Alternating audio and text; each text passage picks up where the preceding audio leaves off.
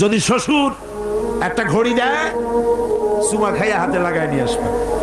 যদি একজোড়া জুতা দেয়, 14 গোষ্ঠীর কপাল মনে করে নিয়ে আসবা। শেরওয়ানে দিল, আলহামদুলিল্লাহ বলে গায়ে দিয়ে নিয়ে আসবা।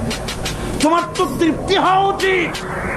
আমার শ্বশুর, আমার শাশুড়ি, তার 18 বছর, 20 বছর, 22 বছরের কলিজার নিংড়ানো স্নেহকে উজাড় করে দিয়ে তার কলিজার টুকরা মেয়েটাকেই তো দিয়ে দিয়েছে আমাকে। এর থেকে টেলিভিশন বেশি, রেডিও বেশি, গাড়ি বেশি, বাড়ি বেশি? বিবাহ করবা মহব্বত করে, নিজের টাকা দিয়া, বাপের টাকা দিয়া, সোনা দিয়া, দানা দিয়া, কসমেটিক্স দিয়ে, সুন্দর সুন্দর শাড়ি দিয়ে সাজাইয়া, রানীর মর্যাদা দিয়ে বাড়িতে এনে সম্মানের সাথে রাখবে। জীবনে খোটা দিবা না। বলি বড় দুঃখে, এই জন্য বলি আমার দেশে একটা যৌতুকের ঘড়ির জন্য, একটা যৌতুকের রেডিওর জন্য, 100 টাকার জন্য আমার দেশে স্বামীরা স্ত্রীকে গলা টিপে হত্যা করেছে। এরা মানুষ না জানোয়ার।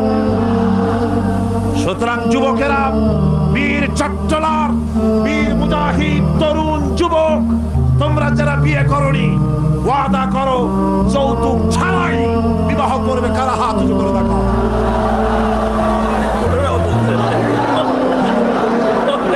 বুড়ারা হাত তুললে তো মনে হয় যেন আবার বিয়ে করতে চায়। বুড়ারা না, জওয়ানেরা। জওয়ান, বসো বসো বসো বসো।